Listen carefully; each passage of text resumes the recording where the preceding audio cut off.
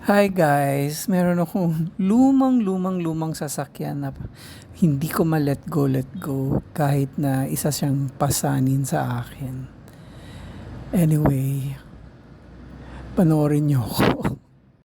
Linggo, after 1 month nating hindi pinatakbo yung sasakyan, finally inisip kong magpatakbo kasi syempre baka wala na naman ng baterya. Mahal ang baterya, no? Ang problema naman natin yung ating bintana. After natin bumuksan, hindi na siya sumama dun sa remote, sa yung control. Andito tayo ngayon sa Evangelista. Hindi ko first time magpagawa dito. Dito ako nagpagawa dati ng aking seatbelt. Gastos na naman, hindi pa nga natin bayad yung battery na pinambili. Pero buti na lang nagpunta ako kasi nga pina-off niya yung makina. Sabi ko natatakot akong i-off kasi baka hindi mag-start. Hindi, huwag kang mag-alala. But since syempre nandito tayo, hindi na ako nagpapala. So buti na lang in-stop ko kasi narinig ko na naman yung tunog. May tunog eh. So dati hindi ko binuksan kung ano yung tunog. Ako iniisip ko lang baka yung propeller. Baka hindi tumitigil agad because it sounded like that. So ngayon pinabuksan niya, nag-overheat daw.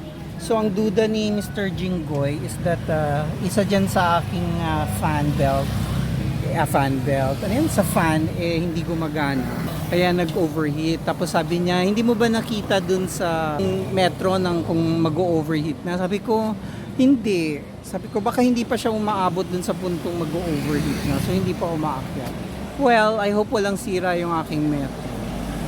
So ayan, ginagawa niya. Magkano na naman kaya ang damage. Pag may mga ganyang panahon, nag-iisip tayo na, naku, ibenta ko na kaya talaga. Pero wala naman akong pambili.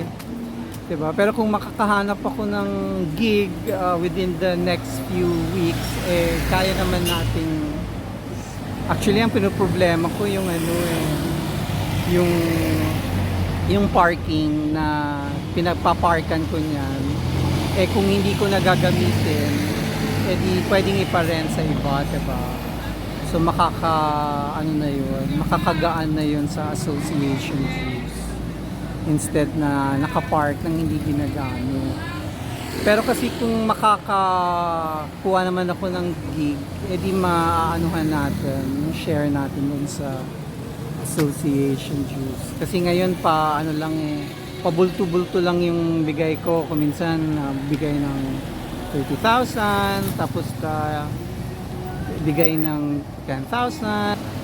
Itong panahon, itong time na to, magkano ba? 10 pa lang yata nabibigay ko. Kasi nag-share ako dun sa ginamit ni PPP yung 10 para dun sa colonoscopy. Pero prior to that, hindi ko matandaan kung nagbigay ba ako ng 20. Kasi parang last year yata ako nagbigay ng 20. Binayaran ko yung... hindi, 30 last year. Tignan ko nga yung record ko. Hindi ko matandaan. Anyway, mabalik tayo dyan. Nakita na nila yung diferensya kung bakit nag-overheat. Walang problema dun sa mga motor. In-inspect nung aircon person. Tapos since hindi gumagana yung aircon, hindi gumagana yung auxiliary fan daw. So, para gumana yung auxiliary fan, kailangan gagana yung aircon. Hindi ko alam kung anong sira sa aircon. Well, walang free yun. So, maglalagay sila ng free yun. So, sabi ko, ano ba yan? So, kung hindi ko type mag-aircon, baka mag-overheat ako. So, kailangan nag-on yung aircon. So, ganon. Pero sabi, kung kung mamatay pa din ang aircon, ang ibig sabihin nun, may tagas. So, yun ang next na hahanapin. So, in the meantime, ang una nilang gagawin is the Freon, which will set me back another 1,500 pesos. Ganun ang buhay natin. Kailangan nating gumig na tuloy. Anong oras na? So, dalawa pinaayos natin. Nakalimutan ko kung magkano yung singil niya dun sa window slide.